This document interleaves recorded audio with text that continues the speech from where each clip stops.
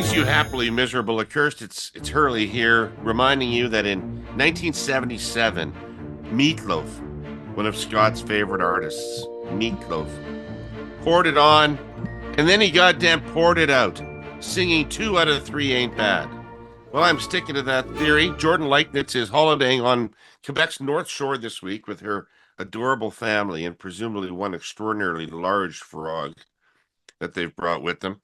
But the political panel rolls on with Scott Reid and Kory Teneycke and me.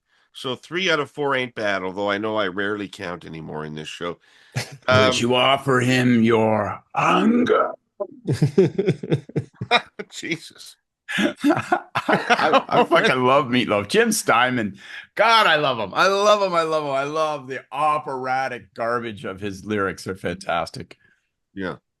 We could talk all night, and baby, that ain't getting us nowhere, which could be an informal subtitle to the pod, or really the Western world and those who, value democracy, rules of law, Just because you identified with the meat in his failure to attract women. That's not very, You know what, David? Why don't we just change the name of this pod to Too Close to the Heart, okay?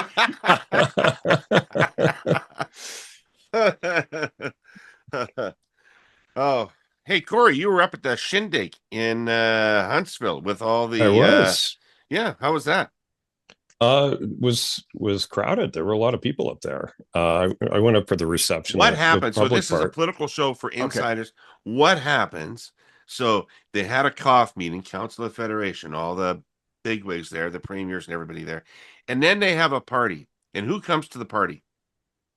There were a lot of mayors. And there were a lot of political folks from different provinces. There are a lot of corporate folks who are being impacted by trade issues or potential partners on some of the large projects that people are talking about. So it was a pretty big cross section, but I don't know how many people are there, like north of 500. Like it was a fairly sizable group. Listened to the remarks from some folks, got to say hi to some of the premiers, a number of whom listened to the pod. Good chats with Tim Houston and Wab Canoe and a few others. So it was good. And then the premier says, "Hey, Prime Minister, throw on your Edmonton Oilers pajamas and your nighttime Crocs. Let's do some s'mores, and you're staying over." How does it happen that they have literally a sleepover? And did I read it right? Did the Prime Minister just stay until 12:30 p.m. around the fire singing like a slumber party, Private Baratier, or did he actually sleep over?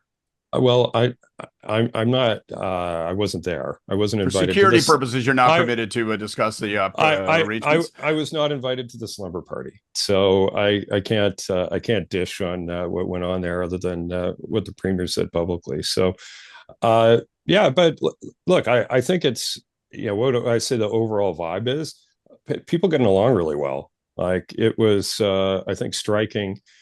I've been to a lot of these things over the years, and there's often a lot of tension. There's often a lot of division lines between different provinces, and certainly big division lines between the federal government and the premiers.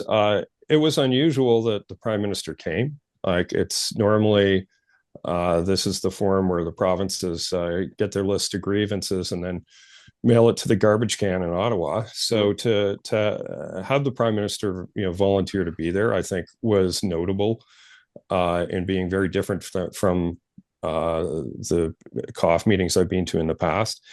But I think it was generally good vibes and some pretty constructive conversations. How did it affect the vibe when Blue Rodeo started singing "Stop Stealing the Indian Land"? I don't know. I was in line for a cocktail, I think, at that point, and wasn't paying attention to the lyrics as carefully as others. But they did lead off with "We Used to Be Friends," which the premier gave intro notes to, which, in case anyone didn't get the symbolism, he laid it out very clearly who that was about. All right, so we're going to talk about the trade deadline upcoming and what's going on the trade front. Trump doing a deal with the EU yesterday. Relatedly, our cursed clipping is from Campbell Clark in the Globe today. Mark Carney faces the politics of concession. And then, there was, among all the news and politics last week, a poll that came out that showed amazingly, stunningly, that after all of his years in office, Doug Ford is at 50% in Ontario. And how the hell is that the case? And I suspect somebody, at least in this panel, at least one person has a theory about how that is going. It's good campaign management. That's clearly what that is. Solid supporting team, for sure. And finally, there is a shiny Coupe de Ville hiding at the bottom of the Cracker Jack box, and it's the great Gordon Pinsent, and he'll be by with our hayus. So, Scott, yeah, I watched Trump yesterday with the president of the EU. No break on steel, no break on aluminum, so that remains at 50%. And 15% for everything else. So these aren't deals. Like, these aren't negotiations. Like, the EU didn't get anything from the United States. There wasn't a give and take. There was no attempt at a win-win. These are a series of shakedowns. So Canada, increasingly, it's clear we're going to get whenever the gaze of Sauron turns on us, we're going to get shaken down. I think that's right. I think Europe is the ghost of Christmas yet to come. We can see in the architecture of that arrangement what lies ahead for us. There's a slight complication in, the fact that CUSMA's there. And so, you've seen so many industries stampede toward CUSMA compliance so they can escape the threat of these tariffs. But I think, there's what we see is he leaves tariffs on those things that bother him most, like steel and aluminum. He gets an across-the-board tariff number so that he can brag to his constituents that he is securing significant duties. And then he can say that's why, the richest, most whorish billionaires won't have to pay tax. Thank God for that. And then he demands of these nations and jurisdictions that they make large purchases of things from America. So, and so you assume that that's going to be the architecture of what went. He wants an across-the-board number. And, so guess somewhere between, I don't know, Kory, you tell me, like 10 and 19%. That seems to be the range somewhere. He'll probably want a little bit higher. How CUSMA plays into that exactly, we'll see.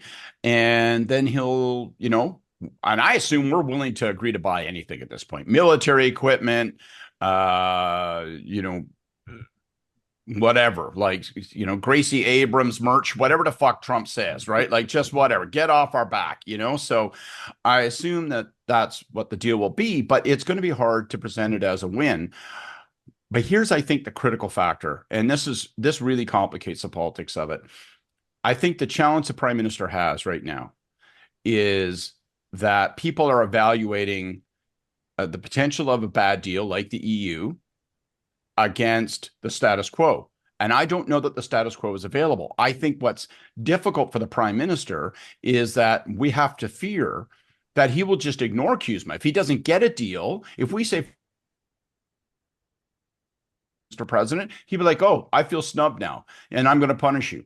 And so it isn't a choice between the status quo and an EU-like deal. It's a choice between the status quo, and he'll start to apply tariffs against a whole range of industries that are not currently tariffed. And, people can go, oh, well, he won't do that. He can't do that because of CUSMA. He doesn't give a flying fuck about any arrangement, any rule of law, any treaty. And so I worry for a sec. Yeah. I thought that he actually only had the authority to impose tariffs in the national unity context, in the national security context. National security context. And so you could stretch steel maybe that far or something. But obviously Congress has just let him go now, right? Have I missed that where Congress just said you're in charge of tariffs? There is a pending Supreme Court ruling, but we know how that will go. And so, I think that if he wishes to say, listen, CUSMA be damned, I'm going to apply tariffs in a series of other places, and I'm going to choose to interpret And he's doing it under a couple of different provisions. There's the emergency provisions and the other. He'll say, well, I'm doing it under that basis. And what we do, we'll go to the trade dispute mechanism, and like everybody will wank off for a year and a half and nothing will get accomplished. And then we'll have CUSMA renegotiation. So I think that's the problem. But the problem politically, just to go back to politics, because who cares what I think about what will happen on trade? I'm not smart enough to know. But if I'm right on that sense, the political challenge for the prime minister is that he can't spend this week saying, hey, guys, there's a darker future that I'm working against, because he doesn't want to raise the prospect publicly that sectors and industries covered by CUSMA could get tariffed, because he doesn't want to concede that in public or permit that to be a possibility, because the business community will erupt and a bunch of us will erupt. And then, maybe that even further encourages the president. But he can't precondition against the alternative. So he has no base. Like, it makes it harder for him to triangulate why he might be willing to take a lousy deal. And so I think we're just going to sort of stagger through August 1st, and we'll see. And then the big question becomes, will Trump actually impose the threatened tariffs that are due on August 1st, or will he say, well, while we remain in talks, I won't do anything more? And why would he at this point? Because he's got all kinds of leverage. He's getting these deals. He feels he has political wind in his back. And let's be crystal clear. We're a politics pod. And it pains me to say out loud, but fucking Trump is winning. He is winning across the board. And you can go into the Epstein files corner and say, oh my God, it's a threat to him because MAGA's all worried about it. He's going to pardon Ghislaine Maxwell and he'll put all that away and she'll say that Trump never did anything. That will vanish. Okay. He is winning. He is securing these deals. He is, as you say, bending people over the dishwasher. He is taking money. He will proclaim that as a massive victory. He will say he's securing business deals for a series of commercial interests, who in turn will probably be emboldened, indebted to him. And God only knows what kind of kickbacks happen and what fucking Byzantine schemes will further engorge the Trump family down the road. But he is winning. And this is all making it even harder for the Democrats, who look like they are absolutely lost in the briar patch, to mount an effective argument. And so he's winning domestically, he's winning internationally, and it's a hell of a thing. But this strategy is working. He's getting the deals he wants. He's getting revenue. He's getting deals for purchases of American goods, and he's able to present himself as the only president who had the balls to stand up and say no to the world order. So, last few weeks in this space, we've gotten into some in-depth arguments about the business of wholesale fiber internet. This week, I'm giving you all a cheat code to simplify things. It's 3 words. Follow the money. To catch you up, our presenting sponsor, TELUS, is wholesaling internet fiber services in Ontario and Quebec after a CRTC decision allowed it, based on substantial consumer benefit. Bell has been aggressively lobbying to stop TELUS and other providers from getting wholesale access to their fiber networks. They argue it undermines the whole business case for continuing fiber investment. Cabinet has been formally petitioned to overturn the CRTC decision. So, friends, follow the money. Bell just invested $5 billion in Ziply Fiber, the leading wholesale fiber internet provider in Washington, Oregon, Idaho, and Montana. Why would Bell invest $5 billion big ones in the U.S. if they don't believe in the economics of wholesaling fiber? Follow the money. Bell gets $73 from TELUS for each new internet subscriber TELUS signs up. It's the CRTC mandated rate. Bell puts that money straight into their pocket, 100% gross profit. Why are they arguing they can't invest in Canada when that profit could be put directly and immediately into building new infrastructure? Follow the money. That $73 per subscriber Bell receives from TELUS on the wholesale side, Bell retails the same services to their own customers at $60. You can't claim wholesale access undermines industry pricing models when you receive more for each wholesale customer than you charge your own customers. The CRTC sets the rate of $73 expressly to balance any concerns about business viability and ongoing investment. They've determined the number is more than enough to support it. When you charge less, you're artificially, temporarily deflating your rate. It amounts to predatory and illusory pricing. So Bell's stance isn't really about economic viability. It's about market control, an attempt to stifle real competition in Ontario and Quebec. And if Cabinet would just follow the money, they could see that it's Canadians who stand to lose. So, Kory, does that leave Mark Carney uh, holding a bag of shit at the end of this politically? Like, expectations were that he was going to get the best deal Canada could get out of this situation, and that may not be a very good deal at all. Well, the best deal Canada can get doesn't mean it's a very good deal. Like, Yeah. I think this is, the politics of this is, TBD. It depends what everyone else's deal looks like. But I got to say, the deals that we've seen so far, none of them are good deals for the people who they're being imposed on. And I agree with Scott. That's what's happening. This isn't a negotiation in any traditional sense for a trade agreement trying to find win-wins. It's an imposition of tariffs on other countries. And we've talked about, what I think that's about before. I think this is a revenue generating exercise. I think this is a stealth consumption tax on the American public and American industry. And wrong-headed is about as kind a way as you could describe it from the economics of the thing. Like, we'll see whether he ends up killing the U.S. auto industry in its attempt to increase its market share. You can't increase tariffs on all the inputs to an American-made automobile and have it be more competitive in the marketplace. Like it's not a great strategy. I think GM's earnings came out and they had a couple $2 billion worth of tariff-related costs on their books. So he seemed to be thinking in his conversation with the president of the EU. He seemed to be thinking that Europeans were going to really take a shining to the F-150. Right. Yeah. Well, you couldn't get it down half the streets I've been in Europe, but we go. Yeah. But it's Parc Battle de Baffois in the south of France. Good luck. Yeah. Good luck, indeed. Look, it's we'll see what happens, but what does the deal look like vis-a-vis other agreements? Like the reality that nobody wants to say out loud because it'd be like waving a flag in front of a bull, is that our effective tariff rate's around 5% right now. We're the lowest tariff country in the world right now. The status quo, if we can maintain it, is highly advantageous to Canada. I think the problem is I don't think it can be maintained. I think that's all predicated on the U.S. allowing CUSMA goods to flow freely and without tariff. And so while there are sector-specific tariffs that are pounding the hell out of the steel industry and the aluminum industry and harming autos, those are all real.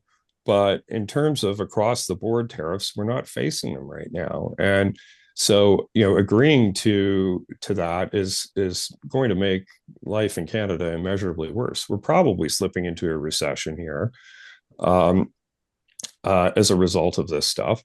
And it'll be a lot deeper recession if we accept that. So, I guess there will be a political judgment made by Canadians as to whether or not Carney has delivered on his election promise, which is to get a better deal than everybody else. It's an open question as to whether or not that's achievable or not. Certainly hope for the sake of Canada that it is. But like the best deal is not zero tariffs. Like anyone who thinks that there's going to be zero tariffs hasn't been paying attention. So how did the trade-offs come about, Kory? I mean, you were at that session and you were talking about the vibe there, and I've been so encouraged by the collaboration at the national level by everybody, but it feels like we're heading into some rough times. So like the categories that currently are facing the big tariffs, auto, steel, aluminum, they cannot bear those tariffs over time. So the industry cannot sustain that. So do we just let those industries go, or do we trade something else off to try to get those industries to get a lower tariff on those industries so that they can have a fighting chance to go? I mean, there's a complexity to this that must be going on with Leichnitz or something is not going on with Trump, but will emerge in a deal and will have consequences for Canada. And I don't really know how any of this is working. Well, I think you can have all the conversations with Leichnitz or others in the administration and get as many frameworks for deals negotiated with that crew of folks, and it's not worth the paper it's written on, because unless Trump agrees to do it, it's all just so much talk. And I think that's part of the challenge. There's people negotiating within the administration who are maybe a little more flexible in their view as to what a good deal looks like than the president of the United States. Unfortunately, they're not in charge. So, I think it's a difficult negotiating environment. I think it's really at a leader to leader level that these deals are getting struck. I don't know. What do you have to give up? Well, I think there's some low hanging fruit there, and I know you don't want to give things away without getting anything. But, if I were to say things to give away that are to the betterment of Canada, I'd put supply management at the top of that list, because I think I think we should have gotten rid of it 20 years ago for Canada's own reasons, not because anyone else outside of Canada wanted to do that. But I don't think for steel and aluminum that there's any deal that doesn't maintain those tariffs, is what I think. At some level, maybe it's not at 50%, but I don't think it's at zero either. I just don't Scott, think. Am I hallucinating? Am I hallucinating, or do I remember a time in February? I know it's possible, but do I remember a time in February when people said, if you won't buy our cars and our steel, fuck you, we won't sell you our oil? Yeah, and that's not on the table now. People are not talking about whatever happened to that. Whatever happened to that plan? Well, remember that Premier Ford mentioned electricity once, and 24 hours later he said, "Yeah, no, like just let's that was an erasable ink. Let's start over." Well, you don't want to have Line 5 shut down and have no oil going into southwestern Ontario, and you shut down Chemical Valley, and you shut down Pearson Airport, and a whole bunch of other things. So, it's there's when you tit, there's always a tat. And so like the consequences of going down that road aren't just things that Canada does to the US. There will be things that happen back to us that are equally crippling. Politically, we're going to see the reverse of the dynamic we usually see, which is that the oil patch in Western provinces say, we always get fucked. Whenever there's some kind of national trade-off, we're the ones that get boned. And really what we're going to witness over the course of the next 8 months is that the rest of Canada, the Prime Minister is not going to be willing to pull the energy card out of the deck and play it against the United States for the reasons that Kory hinted at and many others.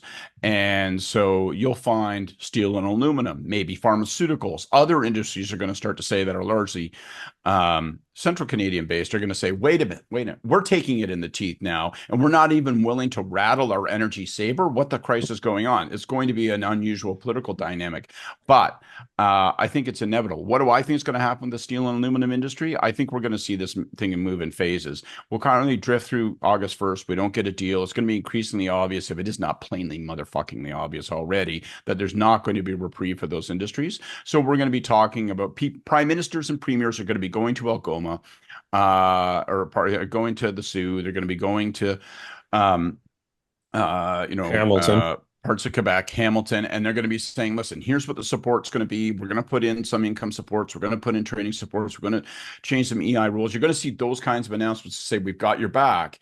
But that is, by definition, a transitory play, because if the economics of that industry are irretrievably screwed, then there will be a transition out. But no one's going to go there right away. And by the way, probably no one should go there right away, because,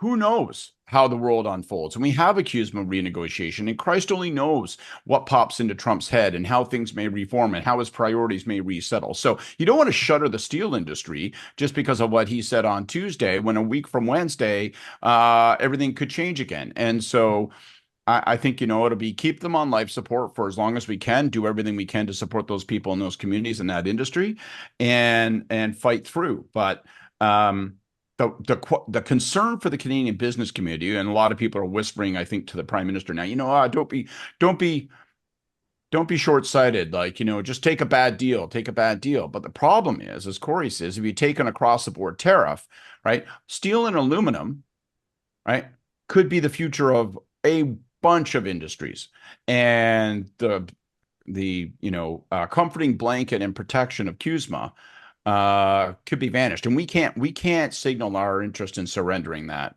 in the near term. So, I can't imagine that we're going to see anything positive on August 1st or before. So, grain season starts this week. Most Canadians at the moment probably have other things on their mind, but believe me when I say grain and grain season are a big deal. Canadian grain is recognized as the best in the world, and with the dreadful aggression in Ukraine continuing to disrupt production there, Canada's role in feeding the world is all the more crucial. And our sponsor, CN, will be moving a staggering amount of Western grain to market. The railway reckons it will be hauling something between 27 and 29 million metric tons out of the Canadian prairies between now and the end of this winter, assuming no major disruptions to our supply chains. That means about 7,800 rail cars a week this summer and fall, and about 6,200 cars a week once winter arrives. CN has grown significantly more muscular at moving grain in the past 5 years. It has spent heavily on expanding its fleet of hopper cars, those ingenious things I've discussed here several times in the past. The railway has purchased more than 4,000 since 2018. Hopper cars are wide at the top, narrowing to a spout, making use of gravity to unload grain efficiently on arrival. The name originated from the way grain or beans or any other product move around or jump as they're fed out of the spout. Anyway, CN now manages a fleet of nearly 14,000 hopper cars, more than adequate to ensure a steady flow of high-quality Canadian grain to ports west and east and points in between. And to haul them, CN has acquired more than 300 high-horsepower locomotives in recent years. I've said this before. Well-managed companies take care to plow a considerable share of their profits back into their operations. Canada's farmers work hard to produce their excellent product. CN will be there to finish the job. Well, there is an answer to your question on cutting off energy exports, but the way you do it is you build a pipeline to Tidewater on the West Coast. You build another one. But you can't do that right away. What about this? What if the government said we're going to buy oil? We're going to create a massive national reserve. We're going to buy oil at market prices, and we're going to keep it right here in Canada. And we're not going to flow it to you, Trump. And what if we did that? And what if we, and therefore, yes, we'll have to, it'll be a big cost to the Treasury, but we'll also have an asset. And we'll say, we'll keep the oil here, and we will keep it as a strategic reserve, and we will deny it to you, United States. I'm not suggesting that, but people are going to start to talk about options like that if this thing gets ugly after August 1st. Well, there is a proposal, but that is not far off that, Scott. But that's, I think Canada needs a replacement, an alternative route to Line 5. And there's a potential to have a strategic oil reserve in the Sarnia area. There are a lot of different things you can do. Here's the thing: you can't do them tomorrow, But this is what I would say. The consensus at the COF meeting is that there is no good deal with Trump. We have very little leverage in these negotiations. Nobody can predict, let alone control, what he's going to do from day to day or even hour to hour. And all that we can do is to get our shit together on managing our own economy, trying to find alternative export markets, try to restructure in areas where we need to restructure. I don't think we have to write off the steel and aluminum industries, but I think steel and aluminum business that is predicated on a lot of the exports from that going to the United States, that's going to be over. But there are a lot of things that we're talking about doing, whether it's like building new pipelines that require a hell of a lot of steel, whether it's shipbuilding requires a hell of a lot of steel. There are a lot of things that we can do to sop up that capacity in our steel industry, and even do some things that we aren't doing. Like, it'd probably surprise a lot of Canadians that, the large pipes that you need to build an oil pipeline aren't made in Canada right now, but they could be. And, and I would argue in this environment, they should be. So, I think there are different cards that Canada can play. We have the same challenge that the US does. The president wants to onshore manufacturing of all the auto parts and everything that goes into an American-made car. That's a nice thought, but what's the quickest period of time you can stand up a new manufacturing facility? 3 years, 4 years, but it's not tomorrow. But if you tariff all of those things that are coming in from your supply chain, you're going to bankrupt the U.S. auto industry. So I think the reality of that is something that we have in our hip pocket. I think that's why we're getting these CUSMA exemptions right now.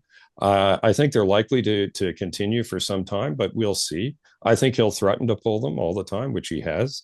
But we've got to take this period of time and uncertainty and really get our heads down and work on getting other markets established, whether it's for that's the steel easy part. or aluminum. I mean, it's hard, but that's the easy it part. Hasn't been easy. Everyone is going to say that. Well, it hasn't been easy historically. We can't just talk about it. This isn't, Justin Trudeau land where you just say you're going to do something. You've got to actually fucking do it.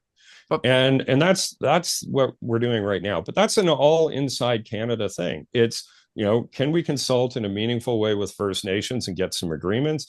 And for those who we can't, can we get a Supreme Court decision that doesn't have nothing happen? Because nothing happening is shutting down the Canadian economy. And along with that is healthcare and a whole bunch of other things that people like. This is the basic question. At what point does Carney start to suffer blame? Like if we drift past August 1st, if we suffer more. Okay, so you're moving into hold your thought. Okay. Just hold your thought because you're moving into the clipping territory. So let's get the Campbell Clark, reliably smart and interesting in the Globe and Mail, says the following. For Mr. Carney, the political danger isn't just that Mr. Trump might not make a deal by the deadline. His real political challenge is that signing on to a deal means making concessions, implicitly accepting damaging tariffs on some Canadian goods in order to mitigate the impact on others. Mr. Carney has exuded confidence since he entered politics, campaigning on the notion that he's most able to deal with Mr. Trump, in particular more capable than Conservative leader Pierre Polievre. He didn't actually promise to prevent Mr. Trump from imposing tariffs at all, but rather to strengthen the domestic Canadian economy and diversify trade to cope. But he certainly made it sound like he wasn't going to swallow a bunch of concessions. And that's what making a deal entails. So, I remember Elbows Up with Mike Myers, but I also remember what I thought was the most impactful Carney moment in the campaign, which is the traditional relationship between the United States and Canada in terms of trade is over. And we can't control what Trump does. We can only control what Canada does. So, Scott, how badly positioned for a deal is he? I think about this all the time because we have seen an adjustment on the prime minister's part, like over the course of, I'd say, the last 8 days or so, where he started to acknowledge and concede that a deal may not be possible on August 1st, that we may blow through the deadline. We may end up in a position where there's just simply no progress at all. There's no good deal to be had, and so we won't go. So he started a precondition for that possibility, and it's really begun to dominate discussion. In that sense, the Council of the Federation helped, I think, because you kind of heard that. You didn't just hear it from the Prime Minister. He didn't just politically own it. Everybody owned it. Everybody was talking the same talk that Kory just was, which is, you know what, the best alternative may just be to continue to pursue Plan B, which is to make ourselves as strong as possible, put ourselves in a position where we can access other markets as quickly as possible. Everyone understanding that ain't going to happen for a while, but nevertheless, start now. But I still do think that there will be voices that will come forward over the course of the fall in particular. I don't think it'll be August 1st. That will say, hold on a second. Not so much, hey, this guy promised us he was going to pull a rabbit out of a hat. And this guy promised us he was the Trump whisperer. I don't know that I think that the public is conditioned enough to know that Trump is such an unpredictable, unreliable, and unscrupulous partner that you can't really think in those terms. But I think that as the consequences of not getting a good deal as our industry starts to suffer, as we move into recession, as people start to talk and economists start to talk, whether in a recession or moving into recession, that begins to take hold as the primary economic narrative in the fall, as we start to have to expend larger than expected amounts of money on industry support and income support. I think at that point, then, you start to get vulnerable because people will get impatient. That being said, you're always measured against the alternative. The alternative, in one respect, is Donald Trump, who's a raging asshole, who people think you can't blame anybody for Trump. And the other alternative is Pierre Poilievre, whose real message is, I would do better. And people look at him and go, there's literally nothing about you that you've told us over the course of the past 20 years in politics that suggests that you would be better. And so I don't know, maybe Carney won't suffer the predictable consequences that most would in this circumstance, because the alternatives are even less appealing. But I don't think you can walk through this absolute minefield that he's going to be on between now and Christmas without suffering some damage. But the Liberals won the election. The Liberals won the election by distracting people from what they'd been angry about for some time, which was not just Justin Trudeau, but about the cost of living, about standards of living, about unaffordable housing, about unaffordable essentials. Canadians were distracted from that by Trump and by the situation with the United States. And that allowed the people that were distracted by that voted for Carney. And that's how Carney won. If you don't have that distraction, you just have a whole country that's really angry about shit. Right. We could be there in November. Comes back to the same thing, though. Comes back to the same thing. Who do you want to have in charge? And, if there is like the setup of this not going well with the United States, this isn't something that just happened between last week and this week. We've been talking about it for weeks. It's been going on for weeks. And what you see in polling numbers are a growing gap in the popularity of Carney versus Poilievre. So I think to Scott's point, all things in politics are relative, will continue to be true. It's the law of gravity of politics. It's, I think the challenge for the Conservatives is to, broaden out their team a bit, as we've talked about before, to lay out a critique and narrative around how they would do better in more specific ways. I think they've got a well-established narrative on things around affordability. They were, way ahead in 2024 on the basis of those issues. I think that, there's a lot to work with there. But on trade and Trump, they have to have some plausible story about how they would do it better. And, it can't be that they're going to go down and suck the president's D. That's just not what people are in the mood for right now. So, I don't know. I'm not seeing anything in the numbers right now that indicate that anyone sees a more viable alternative than Carney on the trade stuff, and that's because Trump, I don't think anyone thinks is somebody that anyone can get a deal with, and as evidenced by every other country in the world. Last week, I promised this space would be about straight talk from our newest sponsor, the Canadian Climate Institute. Expanding on that theme, I want to give you a smattering of their bona fides, a starter pack, if you will. Firstly, the Climate Institute is an independent charity with an estimable board of directors drawn from every region of the country. And they're not just an evidence-based organization, they're an evidence-obsessed organization. So their reputation is stellar, Canada's most comprehensive and authoritative source of climate change policy research, helping us adapt to the effects of climate change, compete economically, and prosper in the global energy transition. Their expert panels are made up of independent, nonpartisan subject matter experts from fields including economics, indigenous knowledge, public policy, natural and social sciences, energy systems, and more. On top of that, the Climate Institute has a council of advisors, representatives from steel, cement, fuel, and other heavy industries, the financial and investment sector, and development, infrastructure, and clean tech companies. Their staff work in both official languages, from a mix of rural communities, small towns, and big cities across the country, ensuring their research, analysis, and recommendations have both national heft and nuanced regional sensitivity. They also have a strong focus on amplifying the voices and expertise of Indigenous researchers and knowledge holders. Have I landed it yet? There are diverse voices and points of view here, producing rigorous analysis, economic modeling, and in-depth research on policy solutions.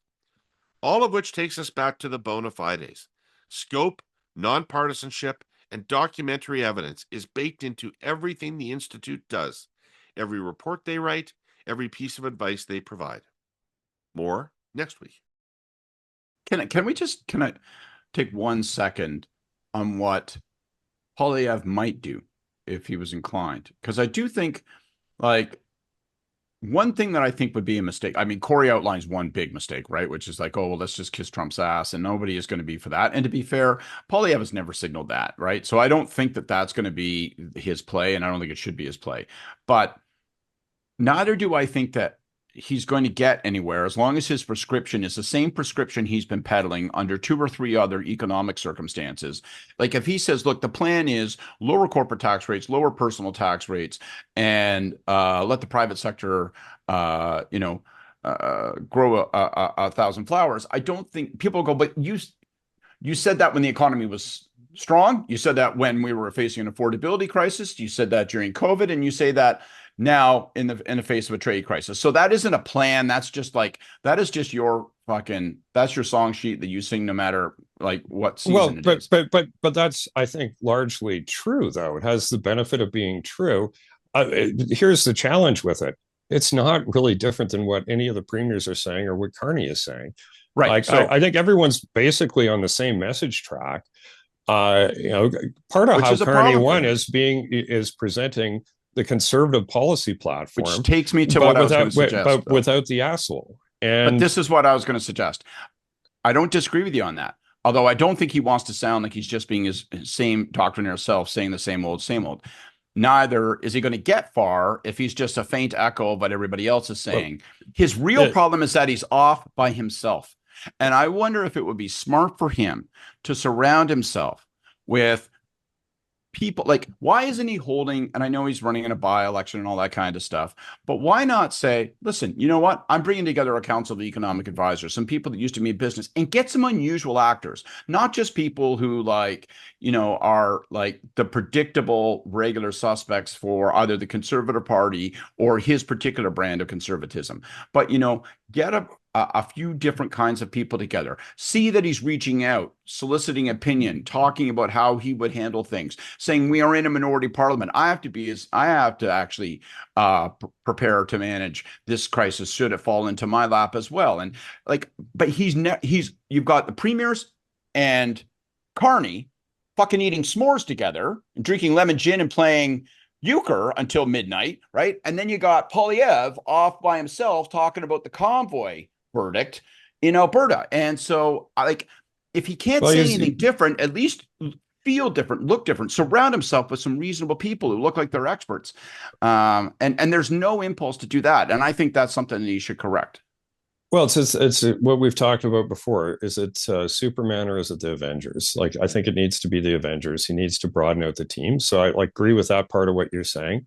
I think that's true. And I think the other thing is maybe a version of, what we're talking about with Carney is play for time. I don't think it's anything related to trade and Trump that's going to trip up Carney. It's going to be these major projects. And if it all gets bogged down in Ottawa bureaucracy and court challenges and nothing's happening, the frustration level is going to increase. I think people are willing to accept that there's nothing you can do about Trump. I don't think people are willing to accept that there's nothing that we can do for ourselves. And both Carney and Polievre are really on like the same message track as everyone else. That's the path out of this that we can control. But then you're in a question as who is more capable of delivering on that? I think Carney has some advantages in terms of his resume that, resonated with a bunch of people during the campaign. But I think Polievre's got some things going for him too, which is the same things that were leading him to sky-high numbers in 2024, which is a lack of credibility that the Liberal Party in Ottawa can be more than just talk. And if it's just talk and just, press releases and, things that we're going to try to do in the future, as opposed to actual, rubber hits the road accomplishments, I think that creates an opening for him. And I think that's the best path that the Conservatives have for a critique that will resonate. So, Scott, you seem to think there was some urgency for Poilievre to change his positioning, and Kory seemed to indicate that he did not feel that same sense of urgency because his plan. Which makes me to, if you're Poilievre, when do you think the next election is? Well, is it done in by a year from today, or is it 2 years or 3 years from now? Probably more like 3 years, but and I hear what Kory's saying. Objectively, of course he has time. Like if you're him, you're saying to people, listen, we just got 41% of the vote, right? I'm going to be back in the Commons come the fall. We don't know where we're at on trade. There's going to be a lot of economic dislocation. We'll see how the Liberals handle that. If you think they can repeat the magic of the last election and the next election after all of that, like, okay, fine. I don't think so. I understand he's going to say that, but he still needs to make some changes to himself. And I say that it's more urgent than it appears, because I think the perception of him is being reinforced, and he's getting rear view mirrored right now. Like he's really getting rear view mirrored. You've watched his numbers fall over the course of the spring and summer. And I would be concerned about that, because I think people have said, I've taken the measure of this guy, and, they're creating the correct impression with Canadians is really difficult politically. Correcting an impression among voters is supremely difficult. It's very, very difficult to do. And that's why I think he needs to be making these adjustments sooner rather than later. Who knows when the next election is going to be? Because I can see scenarios where it's 12 months from now, and where it would be smart for the government to hold an election 12 months from now. But if it's 12 months from now, would you agree that's most likely because Carney has triggered it? Right. Oh, I think there'll be an election when Carney and the Liberals want it, whether it's 4 years from now or whether it's 4 months from now. I think that's when there will be an election. So the question is, when will it be to the Liberals' advantage to do it? Maybe Carney pulls a rabbit out of the hat on trade, which is, as we discussed, not a great deal, but better than others. And maybe there is some credit in that. Maybe there is agreement and plans for some new pipelines and for the Ring of Fire and for new nuclear plants for Ontario and, offshore gas for Nova Scotia and, whatever the final list ends up being. And there are agreements on all of that. In which case, why wouldn't you go to the polls? And you've got Cushman renegotiations. Why wouldn't you literally recreate the last election by going, listen, I'm about to go into these negotiations. I want a mandate. We got these 4 or 5 projects. Not everybody's in agreement. We got a lot of protest and anger about some of them. So I want a mandate. Or it's a mandate on Bill 5. Or half of the premiers who are going to be on board with Carney. So what's he going to do? So that's not an unrealistic prospect. Sure. So, all of that to agree with you, Scott, and I think you too, David, that time may be of the essence here for the Conservatives. My point on wait and see a little bit on this is I think just the realism that I think absent some stumble by Carney on those issues, I don't think there's a lot of space for Poilievre right now, because the Venn diagram of overlap on their platforms is just almost total. So, if that's the case, your wedge that you need to use is one on competence, one on results. So, you got to see him stumble a little bit. And I think that's where the opportunity is for Poilievre. But I think that the risk you laid out perfectly, Scott, it's, his brand is getting baked in. Choosing to run where he did in Alberta is not helping him reposition that brand. It's reinforcing that brand. All of the chat about the convoy stuff, it's all marginalizing. It all pushes them into what I think is a self-limiting space. He should be broadening out the team. He should be, making allies. He should be, demonstrating that he can work with others and has a plan that, although it's similar in strategic objective to what Carney's is, that it would be better in execution. There's another big factor, by the way, that we are always guilty of overlooking here, and that is Quebec. They're going to have an election next year. And the And PQ or you the think Liberals about are going to that. win. If the PQs win, right? How does that, or the PQs look as though they're going to win? How does that alter? Does that make Polievre a more attractive national figure? I'm not so sure. Right.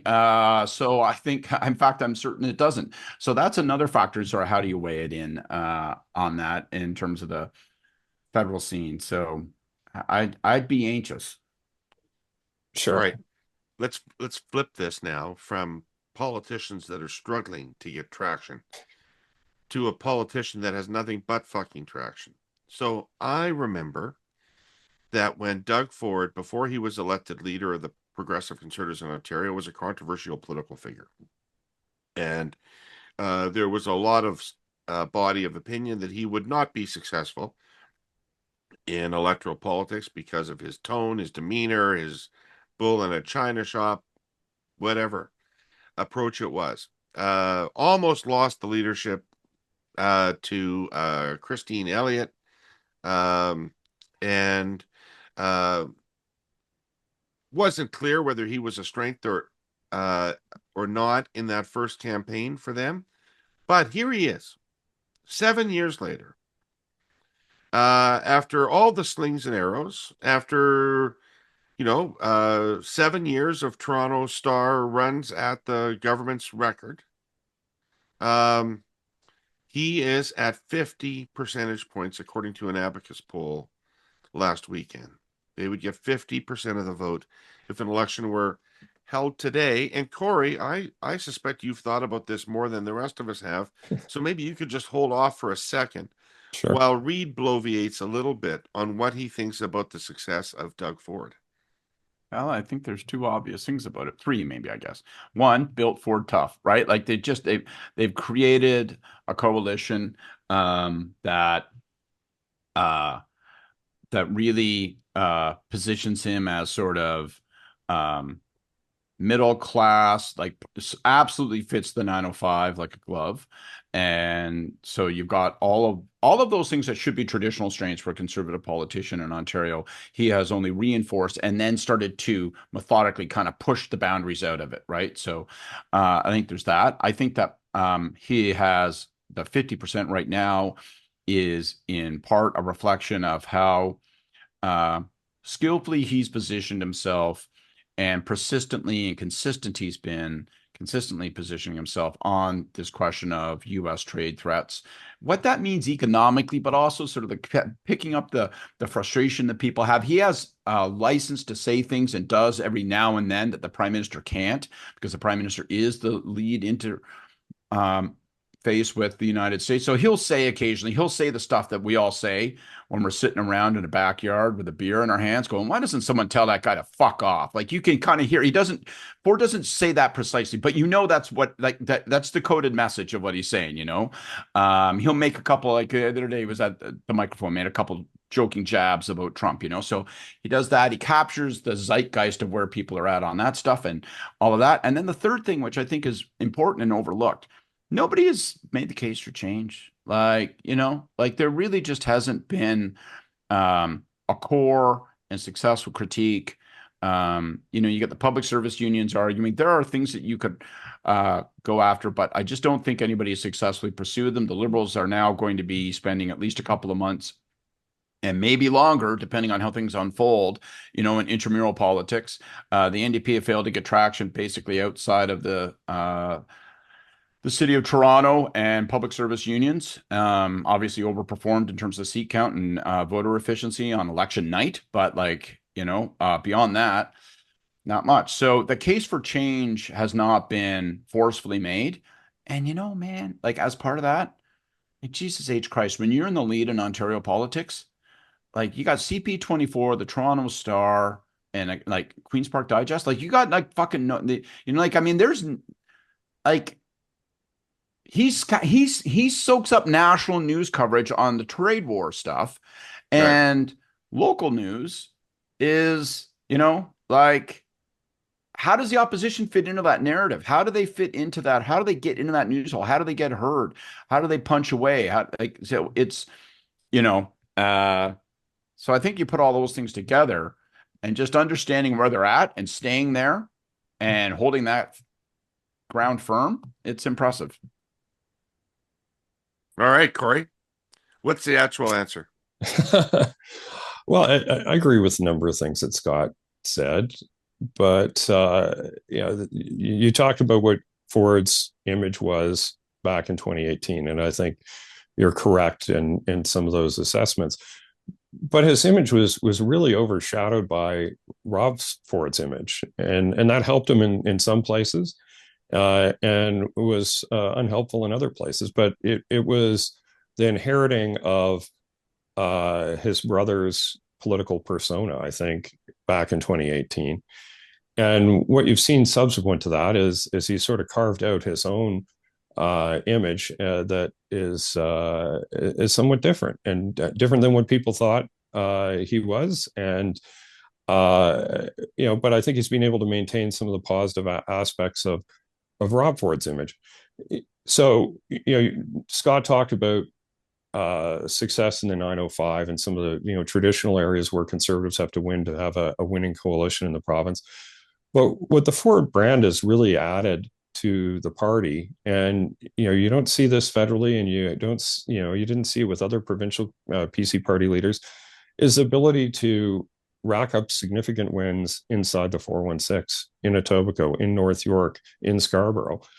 And that's unusual for conservatives in the province of Ontario.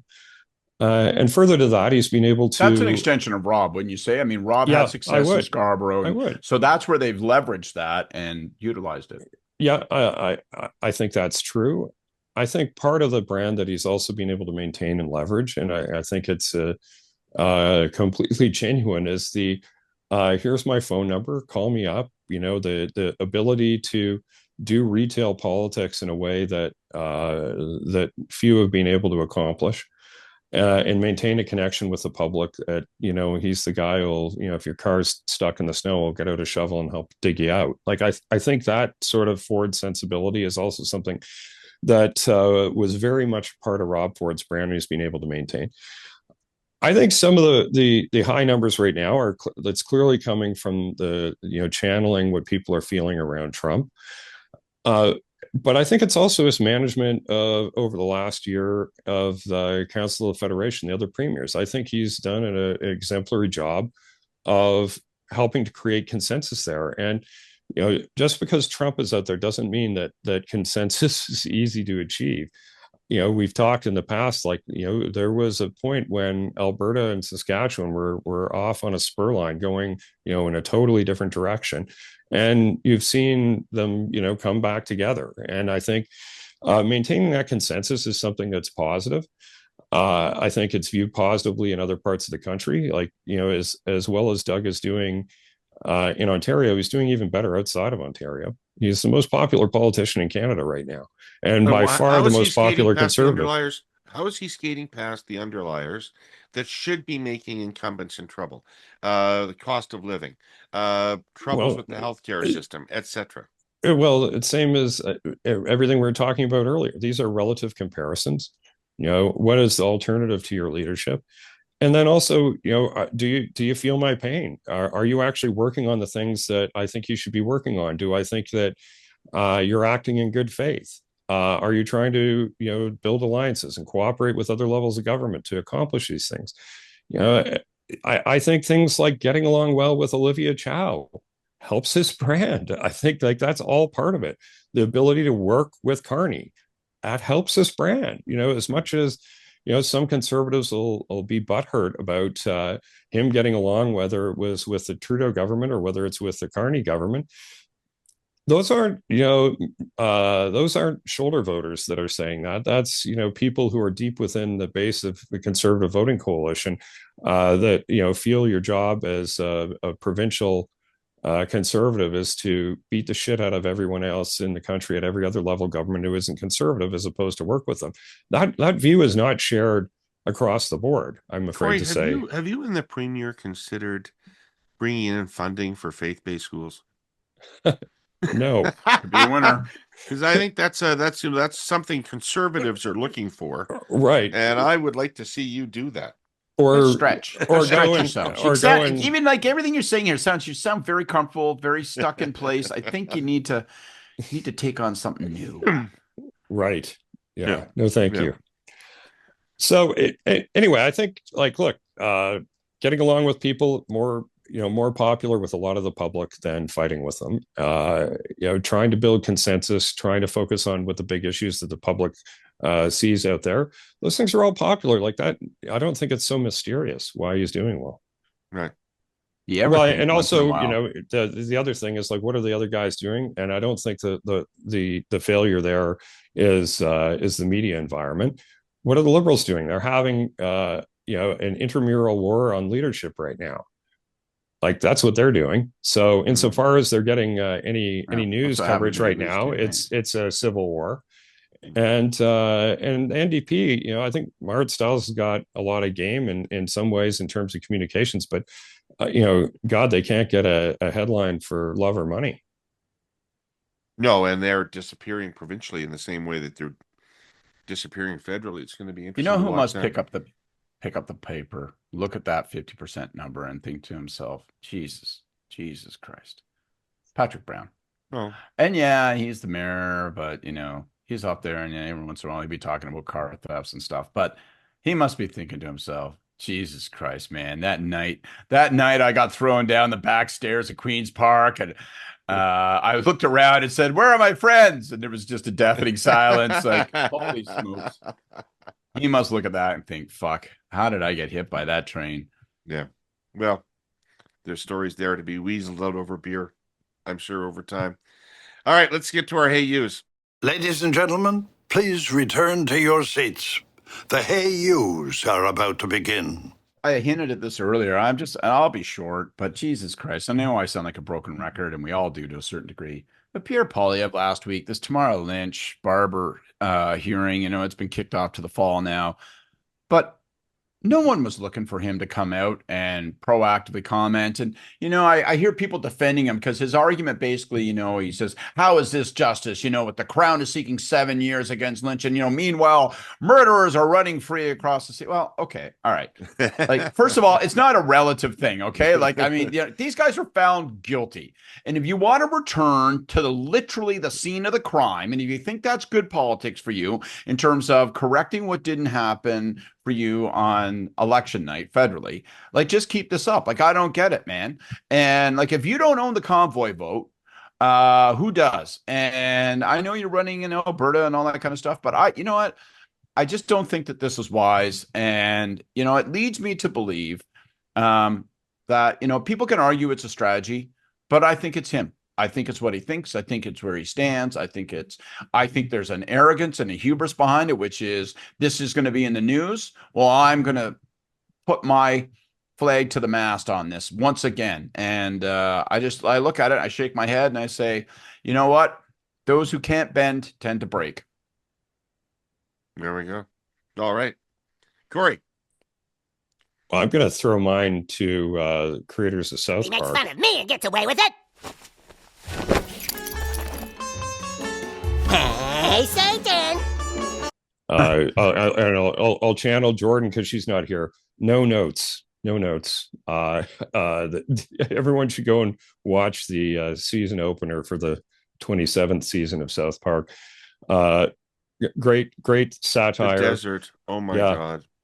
Well, even for the curse of politics, it was it was pretty spicy, but also hilariously funny. And we're all having to suffer through all the Trump shit that's going on. It was fun and funny to and courageous. See their take. Yeah. They might get gunned, right? But God love them. Nobody in the whole world is standing up to this prick. I love to see it. Anyway, Paramount's just giving them a whack of money, right? Yeah, $1.5 billion. Anyway, I thought it was fantastic, and encourage everyone who wants to have a good laugh to check it out. All right. Well, my it does go out to Doug Ford, not because I agree with anything you do on the domestic policy front. I largely don't agree with your agenda, but I do like the Council of the Federation stuff. But the 50% mark after 7 years, I'm just going to give you kudos for that, because that is a serious political accomplishment. You have an enduring popularity, an enduring relationship with the Ontario people that, is evidently difficult to build and rare.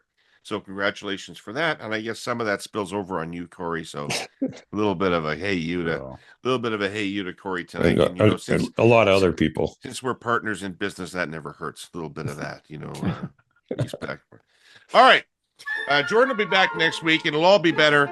But thank you two for being here. I want to thank our presenting sponsor, TELUS, and our sponsors, CN and the Canadian Climate Institute.